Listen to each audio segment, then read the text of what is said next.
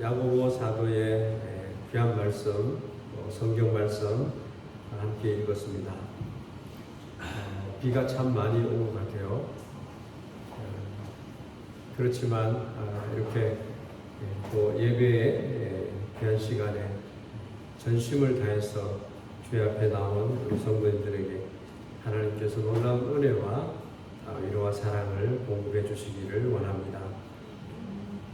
우리의 삶에는 눈물의 기도가 있고 인내가 있었습니다. 여러분 일본에 오셔서 참 그리운 고향을 생각하면서 인내하며 인고하며 슬픔의 시간들을 가졌지 않는가 생각을 해봅니다. 분명히 목적이 있고 분명히 내가 가장 잘 선택한 삶이 그곳에 있을 것입니다만 그곳에는 기도가 있고 또 인내함의 기도가 항상 있었다라고 하는 것을 생각해 볼 수 있습니다. 그래서 사랑한다고 하는 것, 사랑한다고 하는 것, 또 위로가 된다라고 하는 것과 행복이 된다라고 하는 것, 그리고 우리에게 구원의 은혜가 임한다고 하는 것은 그냥 이루어진 것이 아니다라고 하는 것입니다. 수고와 인내와 우리의 간절한 소망의 기도가 있었다라고 하는 것을 알아야 하는 것입니다. 그러한 면에서 오늘 아침에도 예수 그리스도의 십자가를 깊이 알아가는 우리 모두가 되기를 간구합니다. 오늘 아침에도 왕이신 나의 하나님을 만남으로 말미암아 위로와 사랑을 느끼고 행복을 경험할 수 있는 그런 한 주간의 삶이 주어지기를 소망합니다. 오늘 하나님의 말씀을 통해서 우리가 네 가지의 삶을 생각해 보기를 원합니다. 성경은 말합니다. 역사적인 사건을 통해서 우리에게 말해주고 있습니다. 또한 성경은 우리 성도들의 삶의 현실과 앞으로 일어날 일에 대한 그러한 말씀을 우리에게 주고 있다고 합니다. 예수님은 우리의 삶 속에 중요한 모든 부분에 지금도 모든 영역에 있어서 관여하고 계시다라고 하는 사실을 여러분 알고 계십니까? 그냥 내가 열심히 나 혼자서 이렇게 살아가고 있다라고 생각하십니까? 우리의 생각은 항상 여기까지 이러한 것 생각 속에 있지만 주님의 생각은 나의 생각과 우리의 생각과는 조금 다르다라고 하는 오늘 본문 말씀을 통해서 우리의 삶을 돌아볼 수 있기를 바랍니다. 그리고 더 놀라운 주님이 우리에게 바라시는 그런 행복한 삶을 살아가는 우리 모두가 되었으면 좋겠습니다.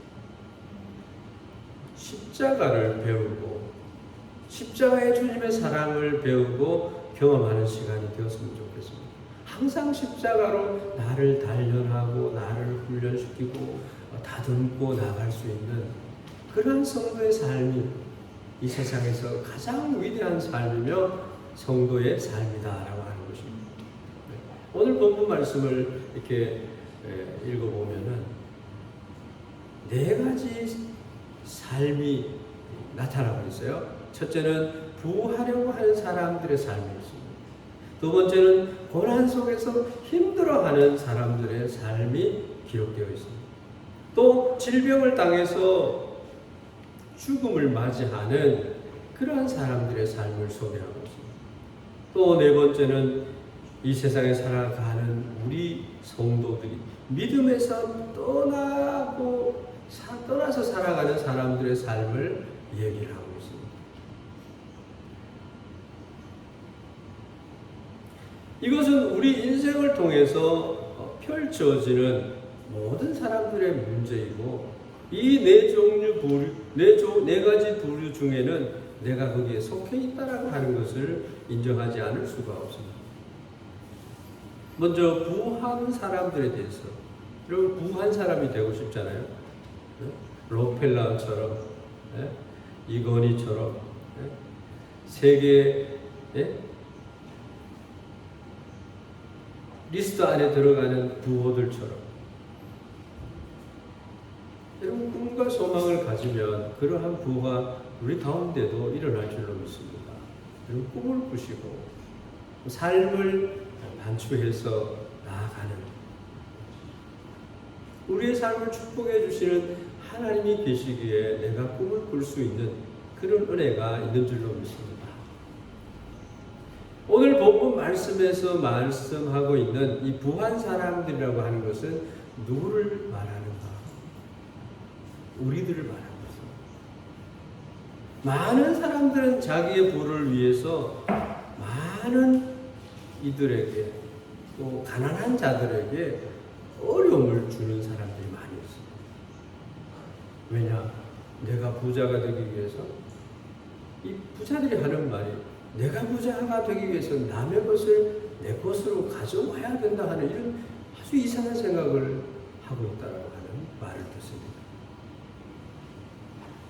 그런 말은 제쳐놓고 생각을 하더라도 우리의 삶 속에는 우리의 삶에 가장 원하는 바 부를 가지고자 하는 것이 있다는 거죠.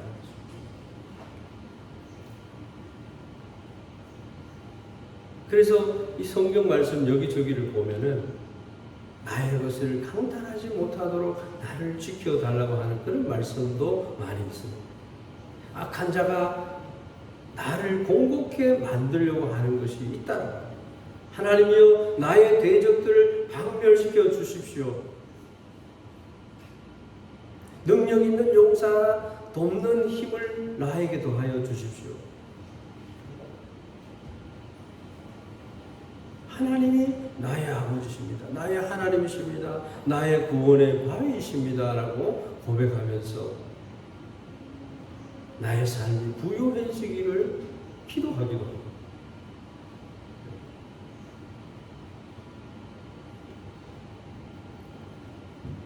힘을 더하여 주시고 이김을 주시옵소서.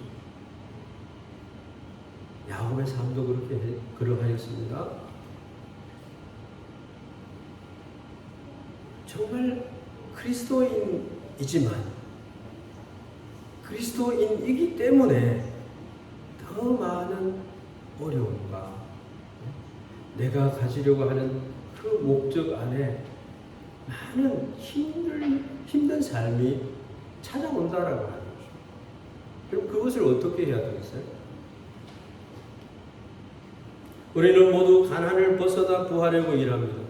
경제적 부를 누려보려고 더 나은 노력과 유학을 와서 공부를 하고 박사학위를 받고 전문가 프로페셔널한 삶을 가지게 됩니다. 나이가 들면 들수록 나의 삶의 은퇴 후에 여유로운 삶을 위해서 염려하기도 합니다. 여러분 연세 드신 부모님들을 공경하지 않으면 안 되는 이유가 그런 걱정들을 하고 계시다. 그 마음의 무거운 짐을 함께 져줄 수 있는 우리 자녀들이 되면 좋겠습니다. 10의 1은 하나님께, 10의 1은 이웃에게, 10의 1은 자기 자신을 낳아주신 부모에게 드리는, 보이는 부모를 공경하지 않는 자가 어찌 보이지 않는 하나님을 공경할 수 있느냐. 하나님을 잘 공경하는데 부모님을 뵐 때에 하나님의 얼굴을 뵈는 것처럼 그렇게 공경을 해야 합니다.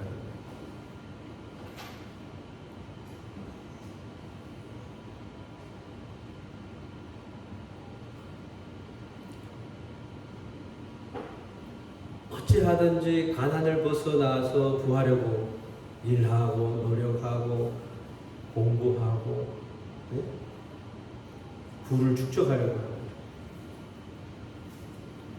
은행에 금고에 많은 것을 채워놓습니다. 그것이 나의 것이 될 것이다 라고 착각 속에서 우리는 무지무지 노력을 하고 있습니다. 어쩌면 우리는 돈과 물질을 위해서 일하고 있는 것 같아요.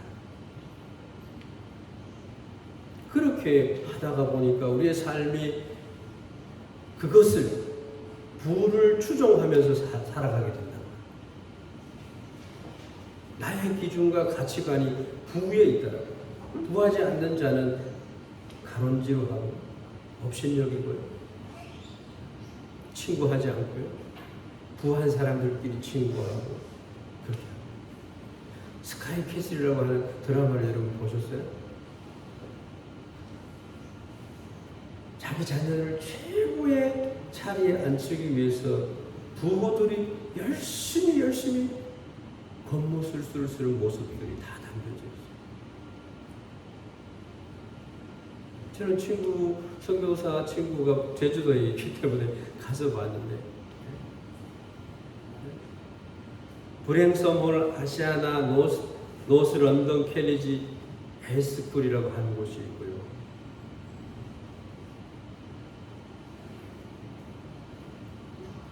학비가 한파잖아요.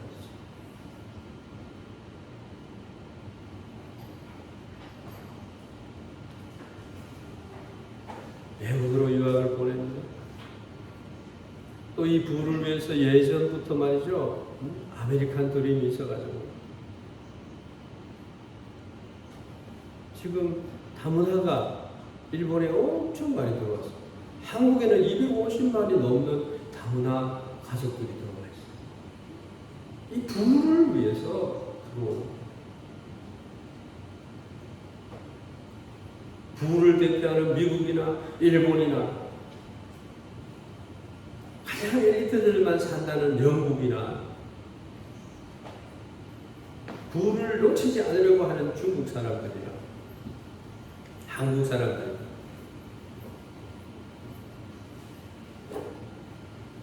돈을 따라가고 물질을 따라가고 성공하려고 모든 노력을 아끼지 않는 그런 목표와 목적이라고 하는 것은 성경 말씀은 온전하지 않다. 십자가의 그 삶은 그러한 것을 추구하지 않는다.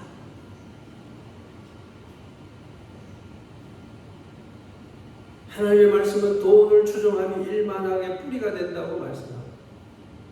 물질이 많으면 좋다라고 우리는 생각합니다. 편리하고 누리고 여유롭고 쾌적하고 좋습니다. 좋은 것입니다.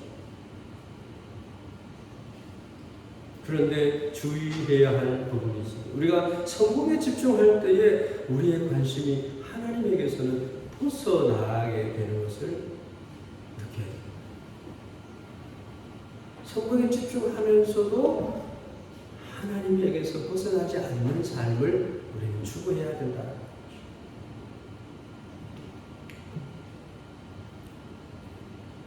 주의를 어겨가면서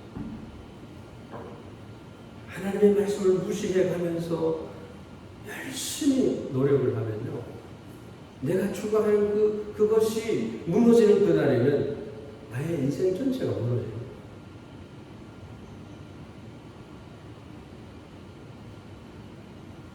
주님을 나의 마음의 옥자에 앉게 하시고 나의 삶을 주관하시게 하는 삶,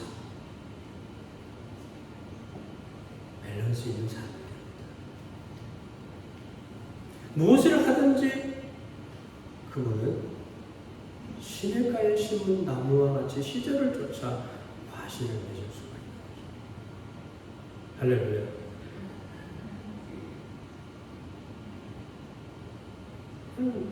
그리스도인의 삶이 얼마나 멋있고 행복한지를 몰라요. 우리 모든 인생들을 통틀어서 말하는 것이 바로 하나님 중심의 삶을 살아요. 오늘 본문 말씀 보면요, 금과 은은 녹이 쓸 것이라고 하는 것입니다. 사도 야고보는 재물을 쌓는 것을 보고 재물이 썩었고 옷이 좀 먹었으며 금과 은이 녹이 썩었다. 어쩌면 상식적으로 맞지 않는 말일 수도 있어요. 어떻게 재벌들이 가지고 있는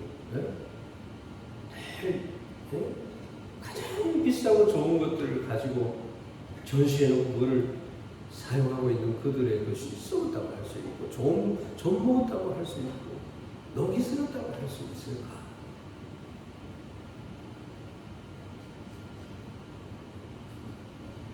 야고보 사도가 선포하고 있는 말씀을 우리가 귀 기울여 들어야 됩니다. 우리는 이 세상에서 금이 필요하다고 생각할 수 있습니다. 그렇지만 썩을 것을 위하여 일하는 자가 되지 말라고 성경 말하고 있습니다. 그것이 삶의 목적이 되어서는 안 된다라고 하는 것입니다.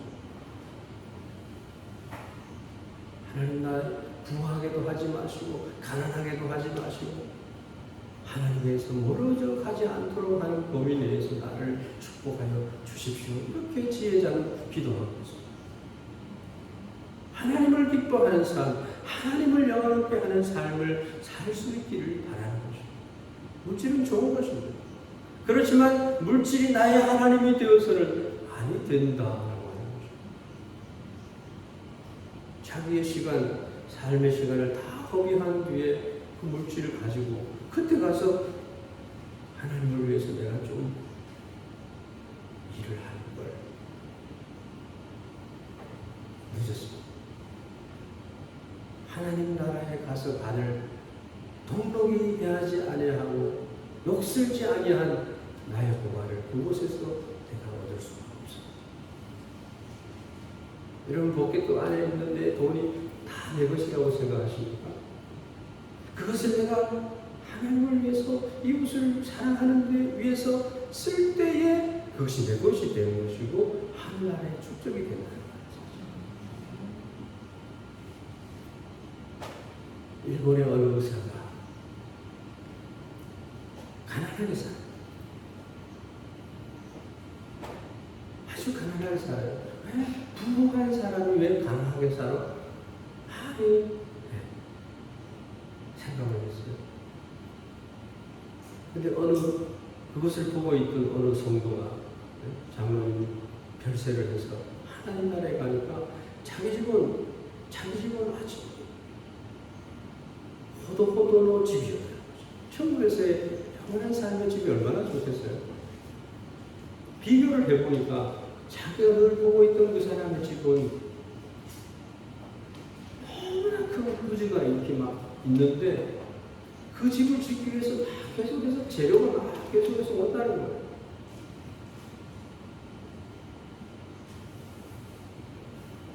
여러분 가난한 자에게 헐벗은 자에게 포켓도 많이 한 것이 하나님에게는 기억이 되는 줄을 믿습니다.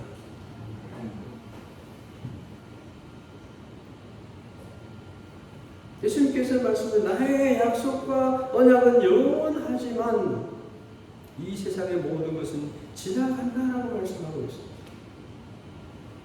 1절에서 6절 말씀은 성도들의 물질관에 대한 깨우침에 대한 말씀입니다.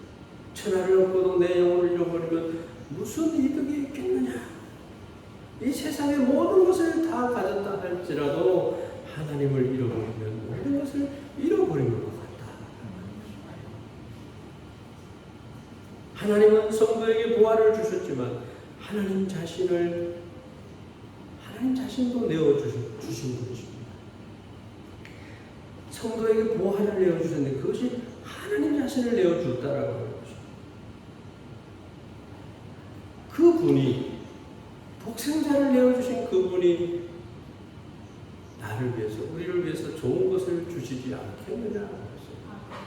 너희는 먼저 그의 나라와 그의 의를 구하라. 그래야만 이 모든 것을 너희가 구하는 모든 것을 더하여 주시리라 말씀하셨습니다. 그러므로 우리는 우리의 물질을 가지고 녹슬지 않고 동록이 해할 수 없는 보화를 하늘에 쌓아두는 지혜가 필요하다는 것입니다. 우리가 일하고 있는 모든 일의 결과물을 우리는 이 땅에 모아놓아 두고 가야 하는 것입니다.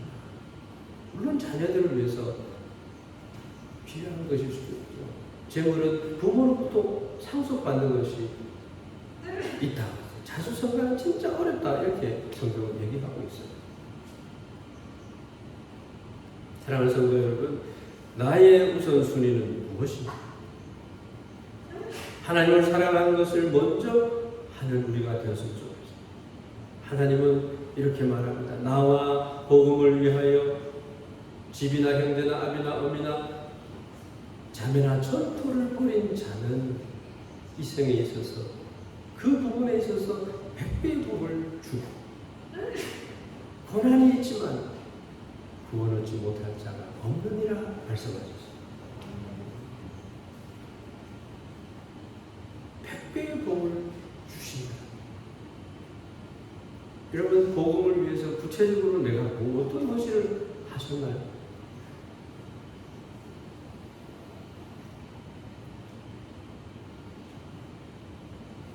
여러분의 생애를 주의 복음을 위해서 살아가는 그러한 몸으로 사용되시기를 바랍니다. 다 목사가 되라고 선교사가 되라고 얘기하는 게 아니고요. 일본에 와서 사는 그 자체가 여러분의 몸을 하나님이 기뻐 받으시는 향기로운 제물로 이곳에 와서 사시는 거다라고 하는 말씀입니다. 얼마나 힘드세요? 좀 더 나의 마음에 위로가 있고 평안이 있고 사랑하는 자들과 함께 사는 한국에서의 삶을 내려놓고 이곳에 오셨다. 일본인들은 한국인, 외국에 와서 사는 외국인들의 이 낙원에 된 자들의 마음을 잘 알까요? 여러분 정말 위대한 거예요. 복음을 위해서 물질을 쓰고 그의 나라를 위해서 물질을 쓸 때에 내가 가져갈 수 없는 그 물질이 천국에 쌓인다. 예수 그리스도를 위한 사는 삶이 무엇인가를 항상 염두에 두고 나의 물질을 가장 귀하게 쓰는 우리 성도님들이 되면 좋겠습니다. 두 번째로 살아가는 삶의 모습이 여기 나타나고 있는데요. 고난을 당하고 있는 사람들의 모습이 나오고 있습니다. 예수님은 이렇게 말합니다. 죽음의 고난을 받으심으로 말미암아 영광과 존귀로 관을 쓰셨다.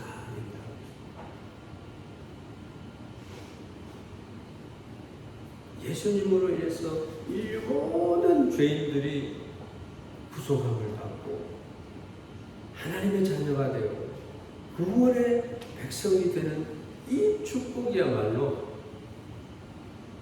주님이 받을 영광인 것입니다. 죄인단 자를 위해서 대신 죄를 받아서 대신 죽어주신 부분. 오늘 기도에도 그런 것입니다.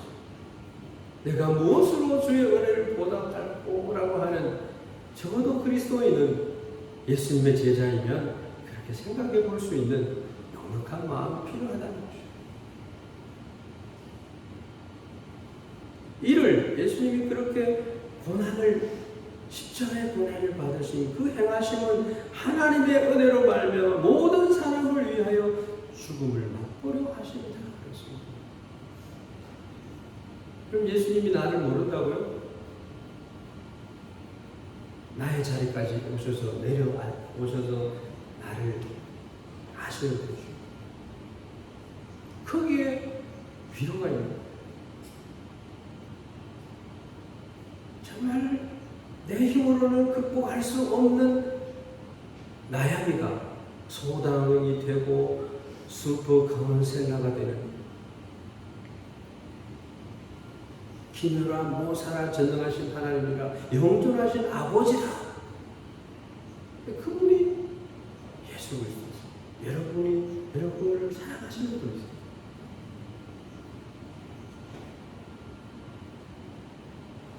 우리 모두가 현재 편안한 삶을 살고 있다고 생각을 가정을 해봅시다.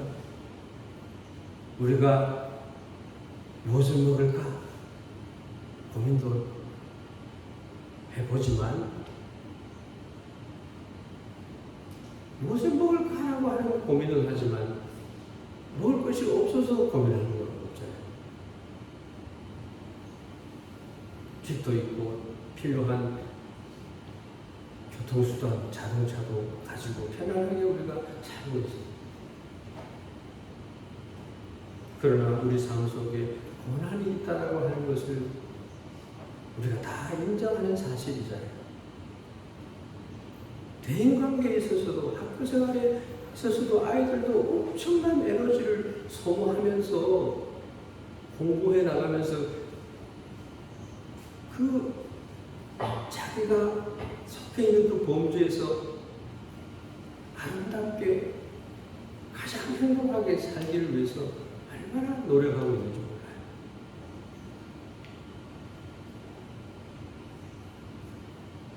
거기에는 고난이 있고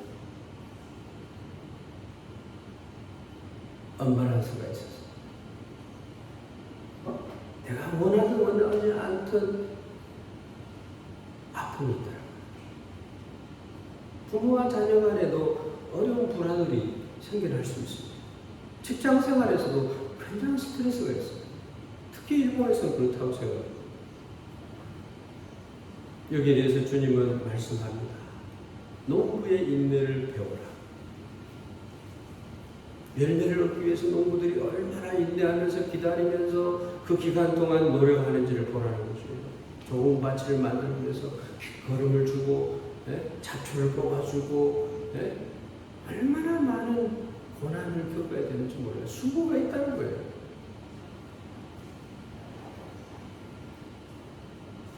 사는 삶의 열매를 맺기 위해서 우리는 참고 마음을 굳건히 해야 된다라고 성경 말합니다.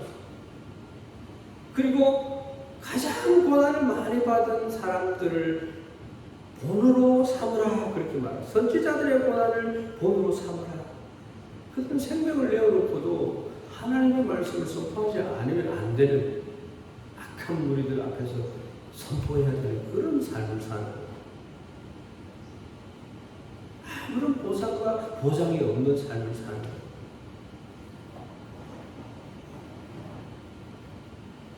복음을 전하는 자, 하나님의 말씀을 전하는 자들의 고난과 오래 참음을 본으로 삼으라. 그분들은 자기를 위해서 사는 사람들이 아니에요. 부르신 자의 그 미션을 가지고 살아가는 사람. 여러분 기억해야 될 것이 있습니다. 크리스찬의 삶이 복되지만 그 삶에는 고난이 있다는 것. 그 고난을 인내하라. 그러면 머지않아 그것이 큰 복으로 나에게 다가온다는 것이죠. 할렐루야. 예수님께서 제자들에게 말씀하셨습니다. 자기 십자가를 지고 나를 따르지 않는 자도 내게 합당하지 아니하리라. 그래서 누구든지 나를 따라오려거든 자기를 부인하고 자기 십자가를 지고 나를 따를 것이니라 말씀하셨습니다. 그리고 본문 말씀을 보면요, 욥의 고난에 대한 배움이 필요하다 말하는 것입니다. 욥은요 자신이 왜 고난을 받아야 하는지 알지 못했습니다. 내가 하나님을 위해서 전심으로 하나님과의 그런 소통을 하면서 삶을 살고 있는데 내게 왜 이런 고난이 오는지를 몰랐다는 거예요. 우리는 욥기서를 읽어봤기 때문에 욥이 왜 고난을 당하는지를 우리가 알아요. 하나님을 대적하는 자, 하나님의 사람들을 억압하려고 하는 이 사탄이 와서 하나님 당신께서 욥을 축복하시니까 당신을 이렇게 경외하고 섬기는 것입니다. 이렇게 하나님 앞에 하나님을 권려준다고 했잖아요. 사탄이 늘 하나님을 대적하잖아요.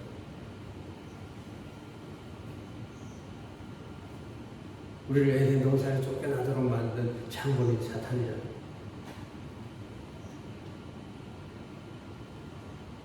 하나님께서는 화가 나는 거예요. 욥이 어떤 사람인지 네가 시험해봐. 욥을 보증수표로 세워가지고 사탄에게 던져버렸어요. 자녀의 영혼이 다 죽어요. 양떼, 소떼, 낙타떼가 다 그냥 빼앗기고 몰살되고 죽고 다 해버려요. 몸에는 악창이 났어요.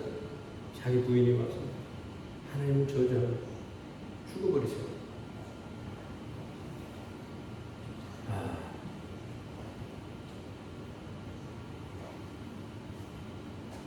욥의 상황 속에 우리 들어가지 않았잖아요.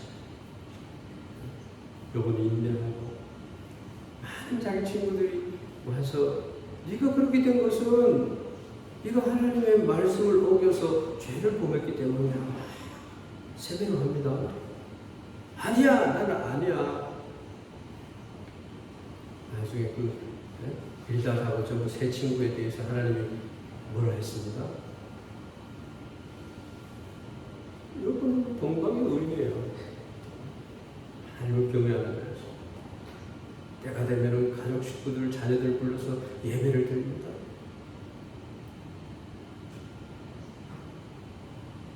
하나님 왜 이런 일이 내게 벌어지는지 여러분 기도했습니다.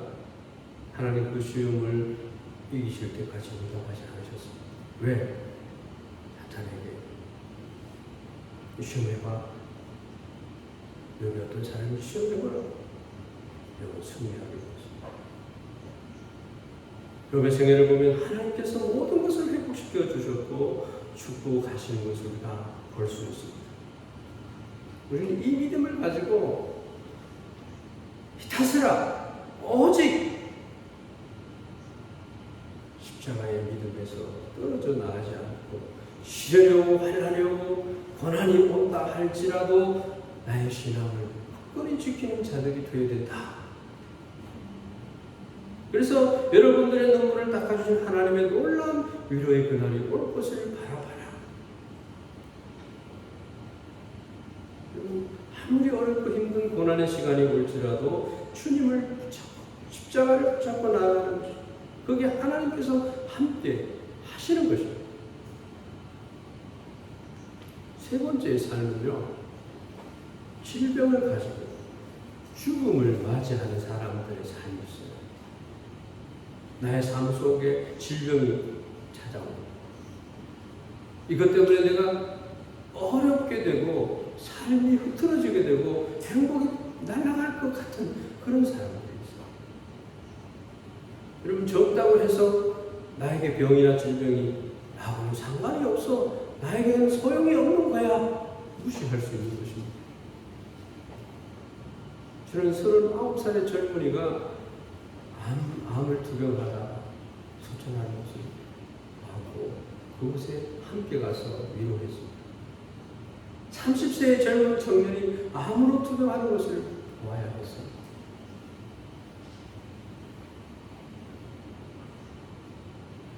암을 수술하고 또 재발이 돼서 수술을 하는 젊은이면 젊은이에게 질병이 찾아옵니다. 어린아이에게도 질병이 찾아옵니다. 그리고 연세가 드셔서 우리의 육체가 약해져 가기 때문에 육체적인 기능이 약화가 되어서 우리는 면역이 약하고 또 병을 짊어질 수도 있습니다. 내가 원치 않는 질병으로 내가 하나님 앞에 부름을 받아 갈 수도 있습니다. 그렇게 건강에 자신이 있다라고 하는 사람도 절도하는 걸 봤어요. 이제 모든 것을 이루어서 이제 누리기만 하는 삶을 그까지 왔는데 그의 생명은 끝이 나는 것을 봤어요. 하나님께서 이곳에서 말씀하는 것은 먼저 우리의 삶이 이 세상에서 영원하지 않았다고 하는 것을 기억하라. 우리의 소망과 우리의 영원한 집, 영원한 생명의 삶은 주의 나라라는 것입니다. 이 세상에서 정말 부름의 삶을 살아가는 것이 얼마나 영원한 건지도 몰라요. 여러분 건강한 삶이라고 할지라도 연한이 있다라고 하는 것, 그리고 그 영수의 자랑은 슬고와 슬픔뿐이라고 하는 것. 신성하게 가니 우리가 날아간다라고 하는 것. 80살이 딱 되면요, 79살까지는 나이 1살 차이가 돼도요, 반말을 하면 이 나이가 얼마야? 이렇게 따진대요. 80이 딱 되면요, 나이 안 따진대요.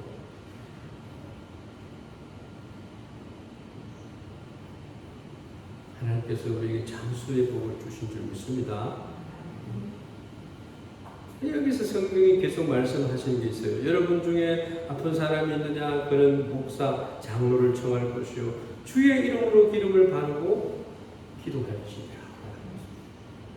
그리고 이 기도라고 하는 것은요, 전능자에게 나의 삶을 반주시켜 보여드리는 거예요.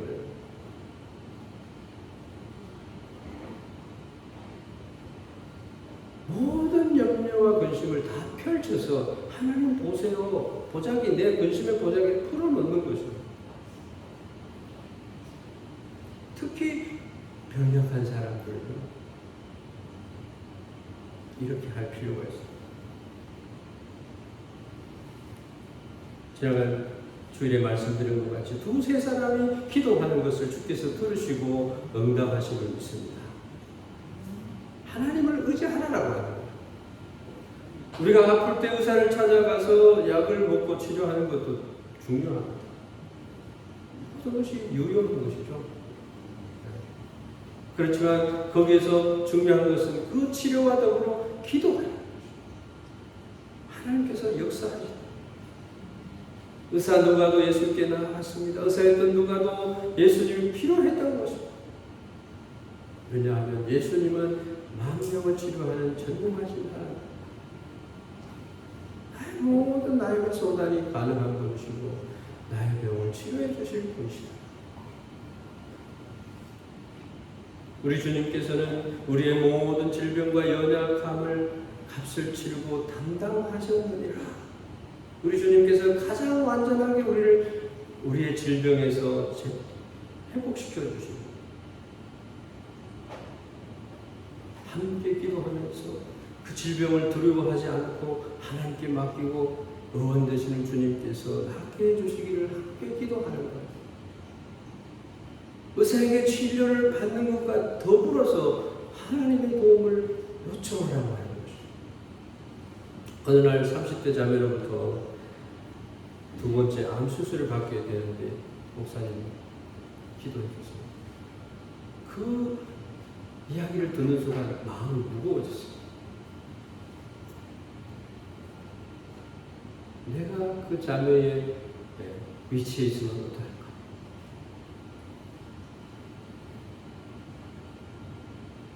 비상이 걸리고 주님이 일을 어떻게 합니까? 그래서 메일을 썼어요. 자매님, 그리스도께서 이루신 십자가의 공로와 그 은혜로 또 치료자 되시고 위로자 되시는 하나님께서 자매님을 온전하게 치료하실 것을 믿습니다. 그리고 하나님을 위하여 애쓴 자매님의 헌신을 하나님 기억하시고 축복하실 것도 믿습니다. 하나님의 임재와 그 손길을 기도합니다. 모든 병의 근원이 깨끗이 되기를 바라며 계속해서 기도하겠습니다. 함께 기도할 분들에게 기도 요청을 해도 되겠습니까? 그러면서 그 밑에 제가 어려움을 당했을 때 붙들고 기도했던 말씀을 전달했어요. 이사야서 53장 5절, 그가 찔림은 우리의 허물을 일하며 그가 상함은 우리의 죄악을 일하며 그가 징계를 받음으로 우리가 평안을 누리고 그가 채찍에 맞음으로 우리가 나음을 입었도다. 마태복음 8장 17절 말씀, 이는 선지자 이사야로 하신 말씀에 우리 연약한 것을 친히 담당하시고 병을 짊어지셨도다 함을 이루려 하심이더라. 그리고 요한복음 15장 13절 말씀, 사람이 친구를 위하여 자기 목숨을 버리면 이에서 더 큰 사랑이 없나니.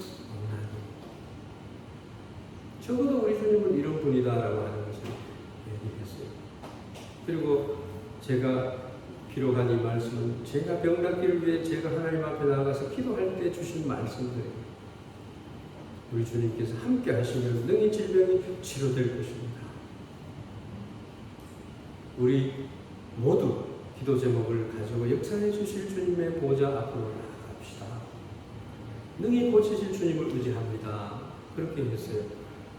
수술을 마쳐가지고 제가 며칠 지나서 문자를 해도 답이 안 오는 거예요. 그래서 어떻게 된 것인가.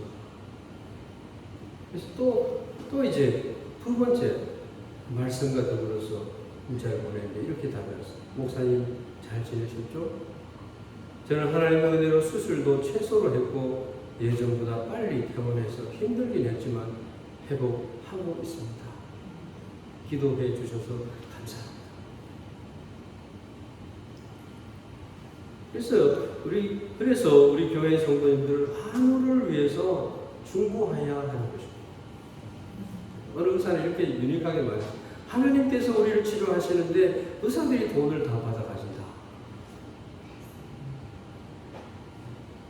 이거는 유니크한 얘기로 하는 거죠. 의사들의 수고를 우리가 알아야 돼요. 자기의 삶이 없어요. 정말 자기의 인생 전체를 바쳐서 봉사하는 거예요. 의사가 그런 직업입니다. 여러분, 우리에게 의사가 필요합니다. 약도 필요합니다.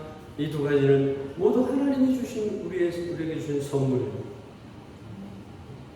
그렇지만 우리가 기억해야 될 것은 야고보는 장로를 청해서 기도받고 또 기름을 바르면서 기도하라.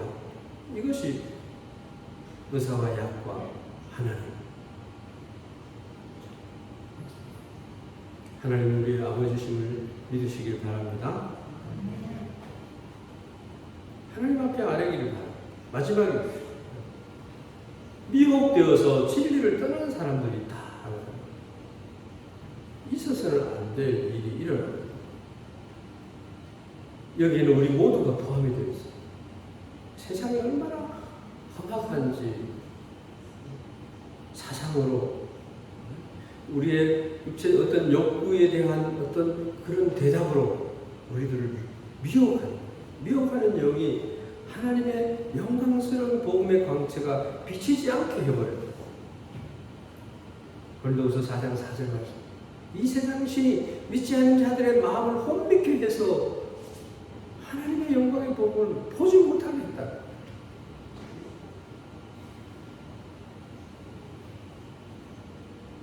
포스트 모더니즘 시대가 되어가지고 그 얘기는 포스트 모더니즘 시대라고 하는 것은 아주 설명이 이만큼 필요한 거예요.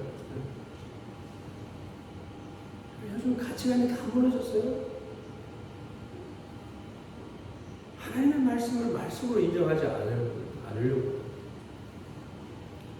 진리를 알지니 진리가 너희를 자유케 하리라. 진리를 모른 채 살아가는 사람들은 미혹을 받게 돼 있어요. 아베 수상이 왜 저격을 당해서 죽어야 합니까? 미혹된 잘못된 진리에 빠진 사람 때문에 억울함을 인해서 죽여야 되겠다는 거죠. 나의 삶을 손그릇째 빼앗아간 이놈을 그냥 두면 안 된다는 거죠. 아베 수장도 거기에 옹호자가 되었다는 그런 생각을 한 거죠. 비진리를 따르기 때문에 자유하지 못하고 더 많은 속박과 수렁으로 빠져들어서 노예로 살아가게 됩니다. 자기 인생이 없어요. 그러면 이달에 빠진 사람들 보세요. 자기 인생이 없어요. 감심하고 살아가요.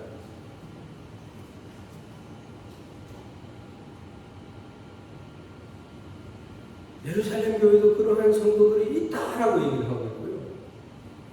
이미 미혹되어서 말씀을 떠난 사람들이 있다라고 말하면서 그 사람들이 돌아서면 그 영혼을 사나에서 구원할 것이며 허다한 죄를 덮을 것이다 라고 말씀합니다.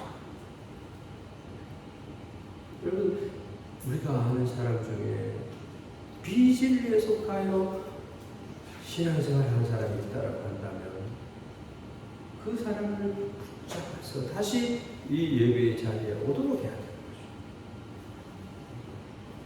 그러한 분들이 계시다면 돌아오도록 강론해야 되는 거죠. 고통의 모에 벗으려고 예수께로 나옵니다. 영을 다 믿지 말아야 됩니다. 오늘은 이 사람들의 삶을 이렇게 네 가지로 비춰보면서 말씀을 전했습니다.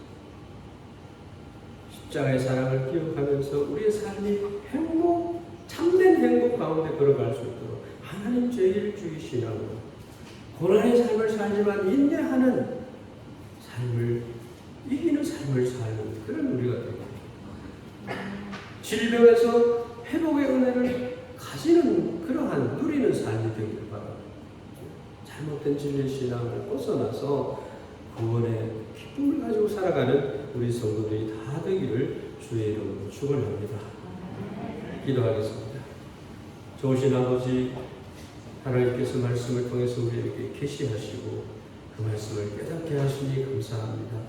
많은 사람들 가운데 우리가 살아가면서 이러한 네 가지의 그러한 모습의 삶을 가지고 있습니다. 하나님, 십자가의 그 귀한 사랑의 삶을 살아가는, 또 하나님께서 우리에게 바라시는 소명을 가지고 살아가는 많은 이들에게 하나님의 영광을 위해서 우리의 모든 물질을 아름답게 쓸 수 있는 넉넉한 마음, 아름다운 마음을 주시기를 원합니다. 하나님, 특별히 진리에서 벗어난 우리 성도들이 있다면 하나님 깨달음을 주시고 진리가 그를 자유케 해 주시기를 원합니다. 예수 그리스도의 이름으로 기도합니다.